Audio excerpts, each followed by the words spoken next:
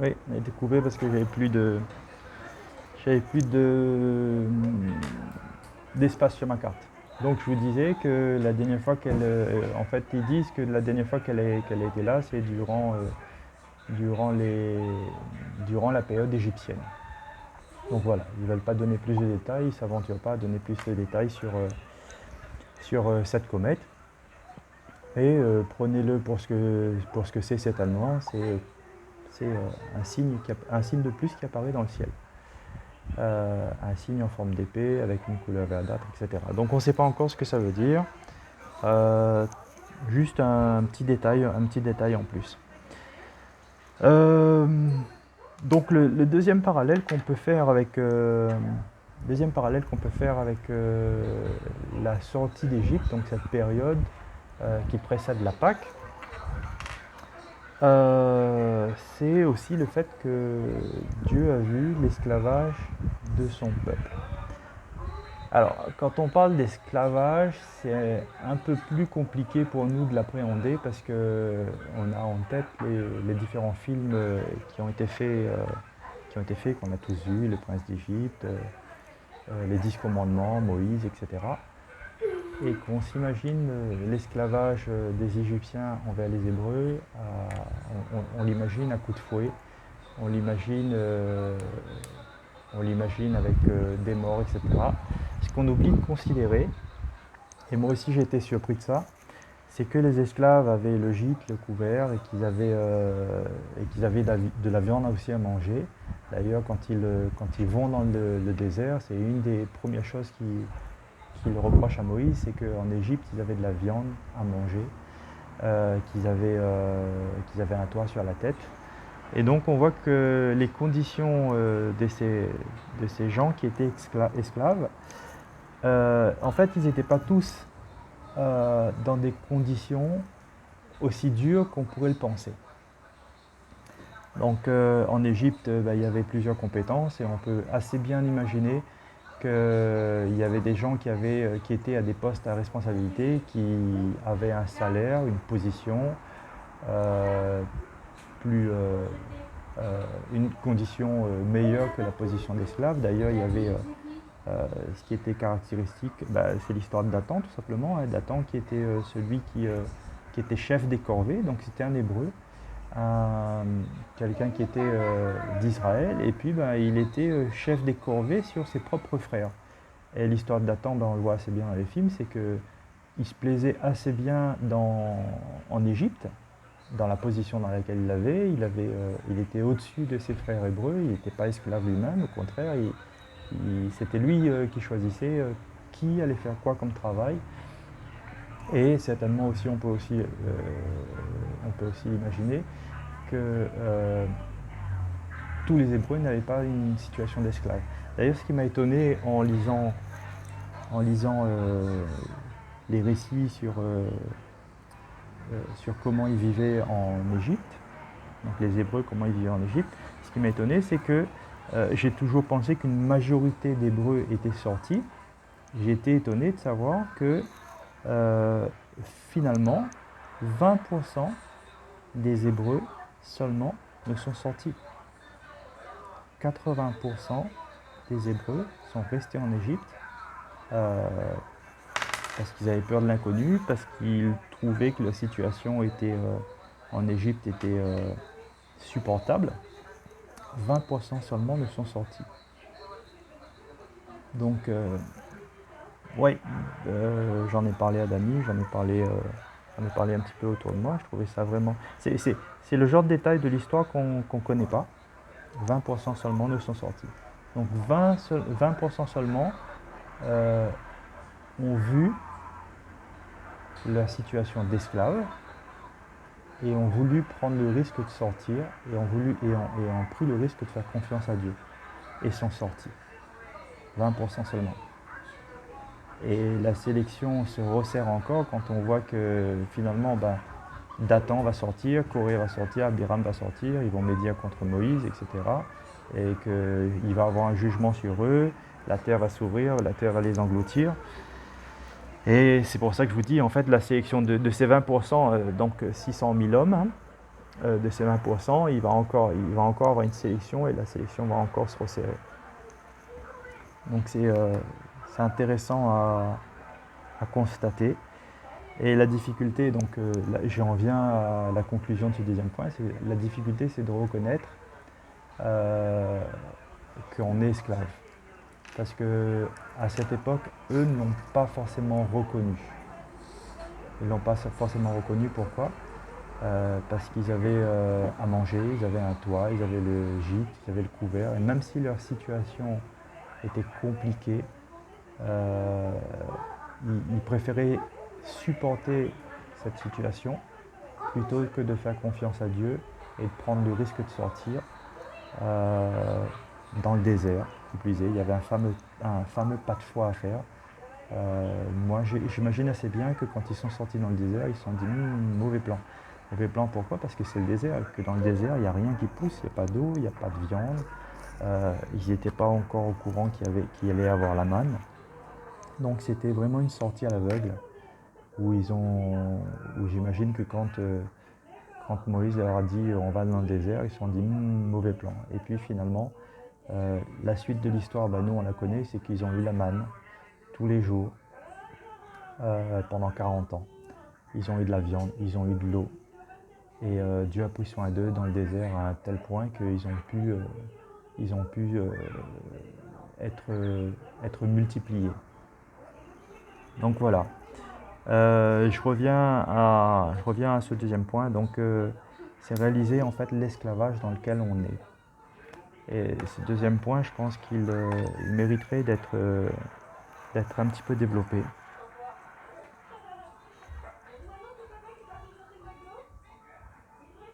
Donc j'écrivais, donc 80% des Hébreux ne sortirent pas. Il y avait des gens avec de bonnes situations, bien intégrés socialement, des riches, donc je vous disais que c'était l'exemple de Dathan, avec des bons postes qui étaient reconnus par Pharaon, par les Égyptiens,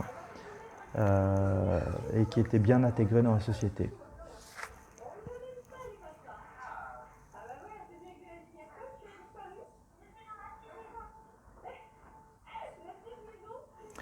Alors il y a d'autres détails comme ça qui valent la peine d'être relevés aussi, c'est que Pharaon, en fait, je vous disais au début que le parallèle il est là, tout simplement parce qu'on a les mêmes entités qui sont toujours aux mêmes origines, avec les mêmes plans, avec les mêmes désirs.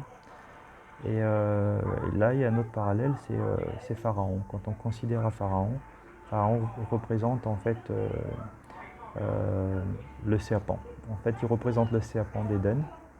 Donc ça, c'est les Raves qui disent ça. Ils disent que Moïse, en fait, quand il devait réaliser la tâche qu'il allait devoir faire auprès de Pharaon, il avait peur parce qu'il réalisait que l'esprit qui animait Pharaon, c'était le serpent d'Éden. C'était le même esprit qui était dans le serpent d'Éden, et donc il le réalisait. Et il avait peur d'accomplir cette tâche parce qu'il avait réalisé ça. Et dans toutes les générations, en fait, il y a un pharaon, un antichrist, un anti-messie. Et c'est l'esprit du serpent. Et il incarne toujours un homme ou une élite. Et cette élite, elle a toujours le même but, c'est de mettre les peuples en esclavage, de mettre les peuples sous une servitude. Il y a aussi un autre parallèle qu'on peut faire, c'est que Pharaon, il voulait une seule chose, c'est de dépeupler, parce qu'il trouvait qu'il y avait trop de personnes sur Terre. Et donc il avait mis en place une stratégie pour que les bébés et les mâles puissent être décimés. Et je repensais à ça et je me disais tiens, c'est bizarre parce que le Covid-19 ça tend aussi au même but, c'est à dépeupler. Donc je me suis avancé peut-être un petit peu en étant un petit peu complotiste, en disant oui, peut-être que ce Covid-19 il a la prétention en fait de décimer parce qu'on est trop sur Terre. Et bizarrement, encore une fois, je ne sais pas si vous avez pris un petit peu de renseignements sur le Covid-19, mais ils disent que ça touche en majorité les hommes. Donc j'ai pensé à ce petit parallèle-là. Bon, on ne fait pas une doctrine, c'est juste un avis. Euh, J'étais revenu en fait aussi sur le statut d'esclave. J'écrivais aussi qu'on avait du mal à réaliser que aujourd'hui finalement, bah, nous aussi on était esclaves. Tout comme les Hébreux, en fait, ils ne le réalisaient pas. Et je me demandais si nous, dans notre société, on réalisait qu'on était aussi esclaves. On ne le réalise pas forcément parce qu'on a une solde à la fin du mois, on a de la viande, on a le frigidaire plein, on a la capacité d'acquérir nos maisons, on a la capacité d'acquérir des biens.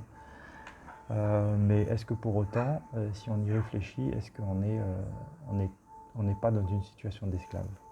Je vous laisse répondre à ça.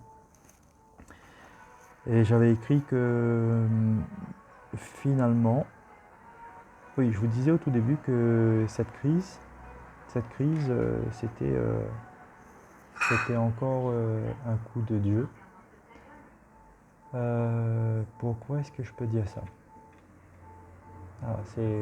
Encore une fois, je ne fais pas une doctrine, c'est juste le fruit de ma réflexion. Sachez que les Juifs, ils ont un credo, et ce credo, c'est tout est fait pour le bien. Donc ça m'a aidé, ça m'a poussé à réaliser que Dieu, il est dans tout. Il est en moi, il est en toi, il est dans la matière, il est dans l'air qu'on respire, il est dans le soleil, il est dans la nuit. Tout le monde, en fait, tout le monde est soutenu et structuré parce que Dieu soutient le monde. Et donc, si on prend conscience de ça, on prend conscience d'une autre chose, c'est que Dieu est dans le virus. Dieu, il est dans ce virus, il est dans le Covid-19. Et rien de ce qui arrive, finalement, n'arrive sans que lui n'ait permis ou n'ait choisi que ces choses arrivent. Et donc, quand on réalise ça, on voit un peu autrement, en fait, ce Covid-19. On voit un peu autrement ce Covid-19 parce qu'on dit on réalise qu'il n'exécute que ce que Dieu l'a permis d'exécuter. Et j'ai commencé à réaliser ça, et puis ça m'a fait du bien, très honnêtement, ça m'a fait du bien de savoir que Dieu est en contrôle, est au contrôle, il est au contrôle de tout, et il est même au contrôle du Covid-19. Et quand j'ai commencé à réaliser ces choses-là, j'ai commencé à réaliser que finalement, ce Covid, c'était peut-être une bénédiction. Attention, hein, on va mettre une petite pause, on va nuancer un petit peu tout ce que je vais dire. Et vous allez comprendre pourquoi je dis que c'est une bénédiction. Tout simplement parce que je vais faire un petit historique de ce qui s'est passé ces derniers mois et on va réaliser certaines choses avec vous. Ces derniers mois, on a vu, ces 2 dernières années, hein, ça fait pratiquement 2 ans qu'on a des gilets jaunes qui se battent, qui font des rassemblements tous les samedis et qui commencent à dire que ça commence à devenir compliqué, ils n'arrivent plus à boucler leur fin de mois et ça commence à devenir invivable. Et se sont greffés sur les gilets jaunes des pompiers, des infirmiers, des médecins, des gens de cette profession-là qui ont commencé à dénoncer le manque de moyens. Pas seulement des problèmes liés à leur salaire, mais un manque de moyens. Dans ces gilets jaunes, il y a aussi des travailleurs, des patrons, il y a un peu tout le monde. Et tout ce monde a commencé à crier, à faire des manifestations dans les rues. Et la seule chose qu'on a su répondre à ces gens, c'est des agressions de part et d'autre. Attention, je ne dis pas que les gilets jaunes n'ont pas agressé des forces de l'ordre, etc. Non, je dis souvent en fait, ce qui s'est passé, c'est qu'on les a pas entendus, on a envoyé les CRS, si bien que moi j'ai vu des images extrêmement choquantes où la police était en train de maltraiter des infirmières, des médecins, des pompiers, etc. Ces images, vous les avez vues aussi. Et aujourd'hui, quand le Covid-19 est arrivé,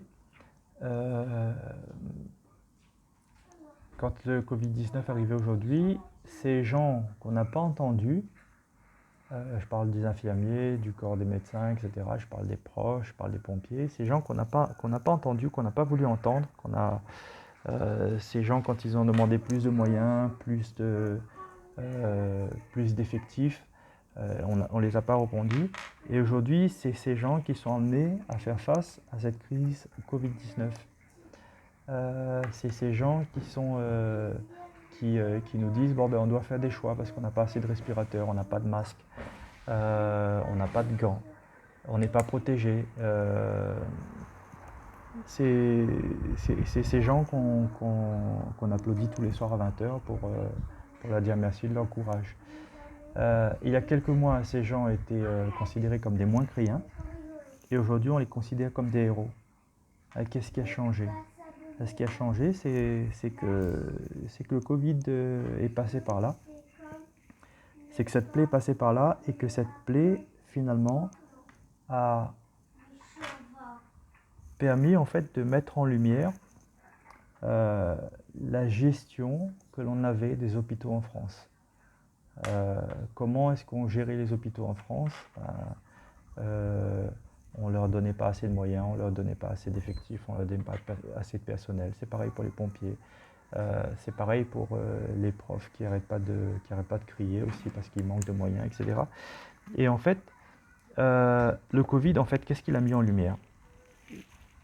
Il a fait prendre conscience et il a mis en lumière le fait que l'État, en fait, ne nous considérait pas comme une priorité. Et je vais aller plus loin.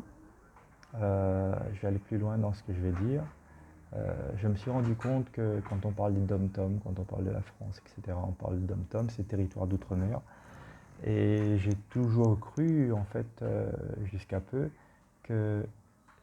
qu'en fait, ce qui appartenait à l'État, c'était tout simplement les territoires. C'est les territoires d'outre-mer, la France, etc. Et je me suis rendu compte ces derniers jours, ces dernières semaines, que si on réfléchissait bien, en fait, nous, donc les humains, les hommes, on appartient aussi à l'État. On appartient aussi à l'État parce qu'on est considéré quasiment comme un bien de fond. Et si vous ne me croyez pas, considérez tout simplement ce qui est en train de se passer aujourd'hui. Donc on nous dit qu'on manque de matériel, on n'a pas de masque, on n'a pas assez de personnel soignant, on n'a pas assez de respirateurs. Qu'est-ce qui se passe aujourd'hui? C'est qu'on commence à trier qui va vivre et qui va mourir. Alors vous allez me dire, oui, mais ça c'est le personnel hospitalier qui fait ça, c'est pas l'État qui le fait. Oui, mais malheureusement, c'est l'État qui pousse le personnel hospitalier à prendre ses décisions parce qu'il a choisi de ne pas investir dans du matériel pouvant sauver des personnes. Donc, le Covid-19, en fait, il est en train de mettre en lumière toutes ces choses-là.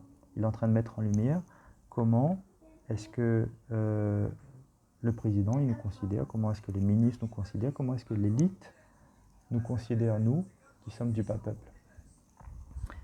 Et il met ces choses-là en lumière, et on peut, au fur et à mesure qu'on réfléchit, considérer que finalement, nous appartenons à une élite, nous travaillons pour cette élite, donc on travaille, on fait remonter les biens, on est taxé, on paye nos impôts, on travaille pour cette élite, mais cette élite, en fait, elle n'a que très peu d'estime, en fait, pour qui nous sommes, et aujourd'hui, elle a la décision de vie ou de mort sur nous. Pourquoi? Comme je vous ai expliqué un petit peu auparavant, aujourd'hui, étant donné qu'ils ont choisi de ne pas investir en fait, dans les hôpitaux, dans les biens, dans les personnes, dans les respirateurs, on n'a pas suffisamment de moyens, et donc on est obligé de choisir entre quelqu'un qui a 65, 70 ans et quelqu'un qui a 30 ans. Donc qu'est-ce qu'on va faire? On va choisir la personne qui a 30 ans plutôt que donner ses chances à la personne qui a 70 ans. Donc elle a la capacité de choisir si on vit ou si on va mourir, tout simplement.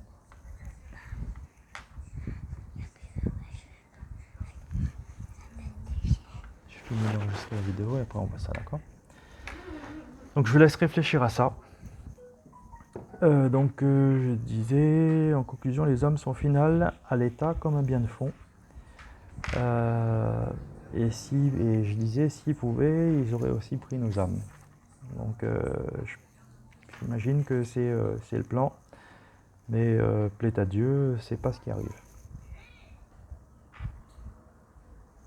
Je disais, on a aussi de jolies cages confortables et nous sommes complètement dépendants du système. Et qui plus est, ce système il est de plus en plus liberticide.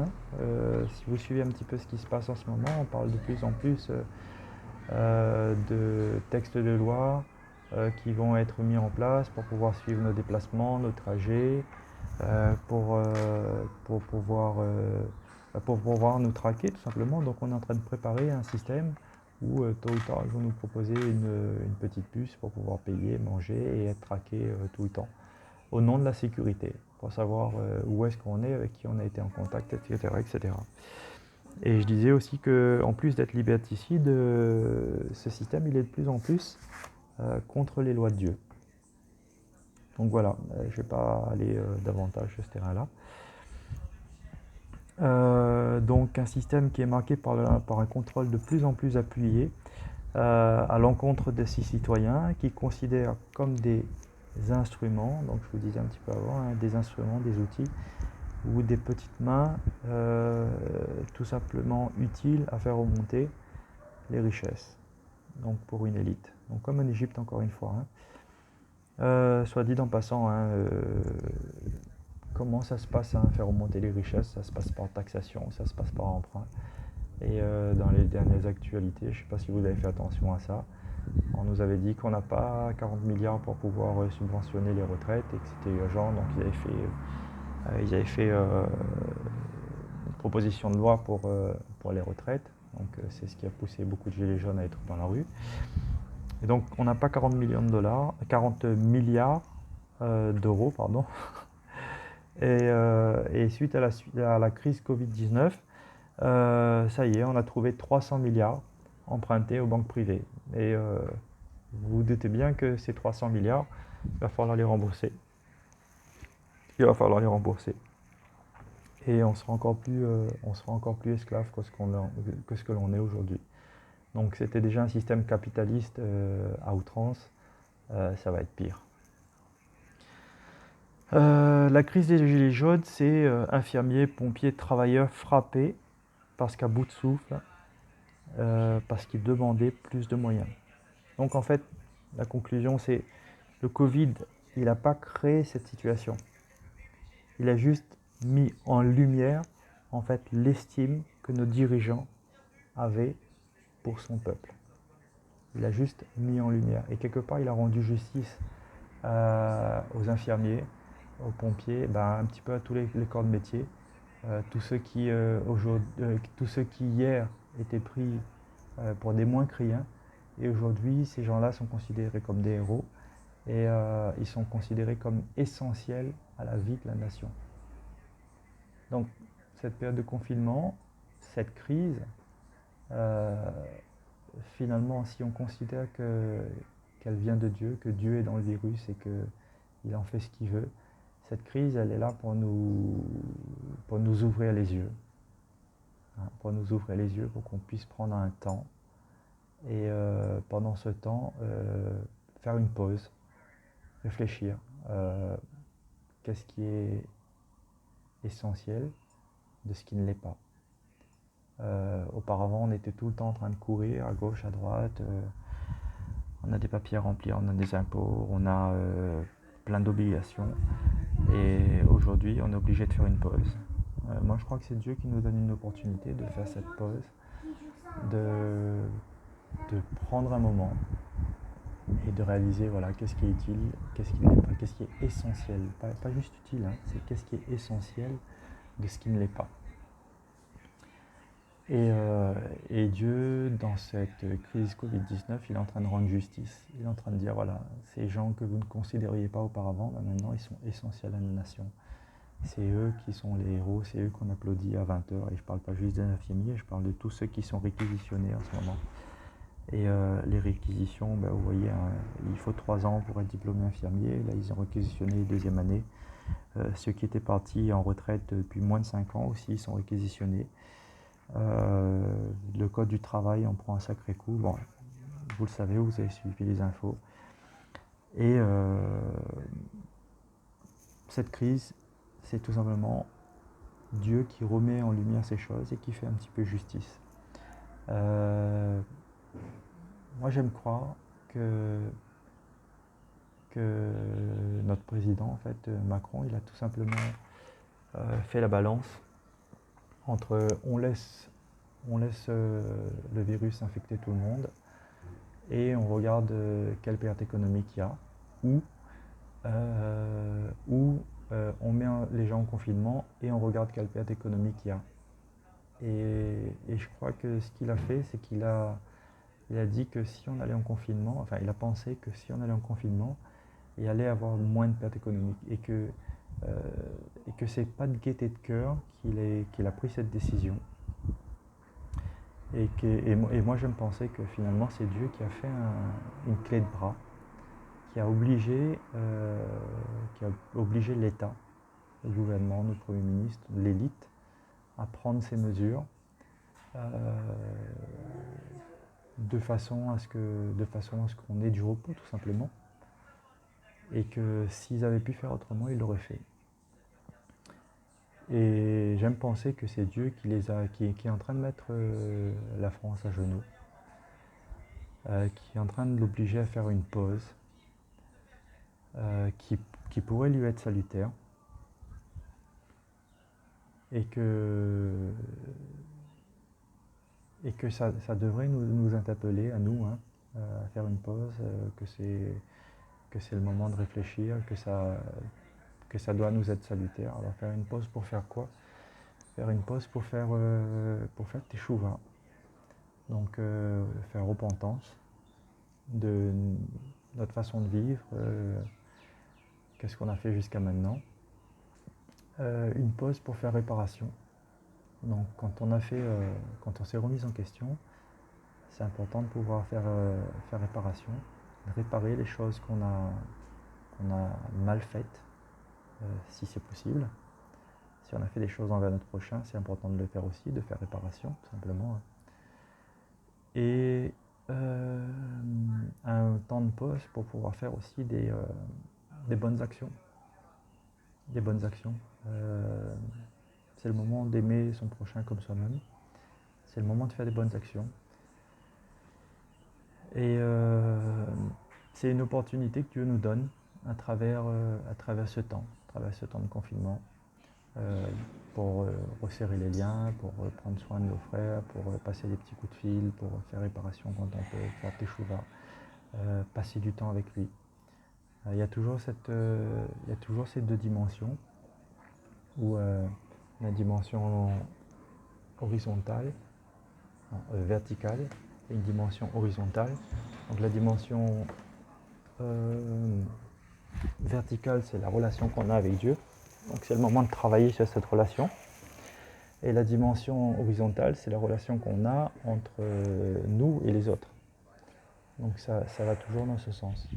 Donc faites teshuva, demandez pardon à Dieu et travailler nos relations avec les autres.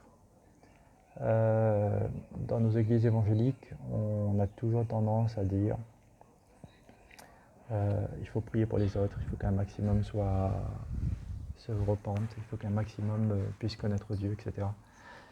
C'est une bonne chose. Pour autant, il ne faut pas négliger le travail que nous, on doit faire, sur nous-mêmes, avec Dieu, et considérer nos relations avec les autres. Donc voilà, moi j'ai plus l'impression que c'est un travail qu'on doit faire sur nous-mêmes. Donc nous purifier de nos souillures avant que le Messie ne vienne. Et si c'est une première plaie et que les choses s'enchaînent, et que les choses sont liées, alors on a tout intérêt à le faire. Ouais, il y a des choses, il y a d'autres questions qui sont en train de s'imbriquer, mais je vais pas répondre à ça tout de suite. Je vais faire une vidéo demain où on va parler du pain sans levain. On va aussi parler, est-ce qu'on arrive prochainement au royaume messianique ou pas. Et on va aussi parler sur comment est-ce qu'on peut faire pour hâter le royaume messianique. Donc hâter le retour du Messie tout simplement. Donc voilà. À bientôt.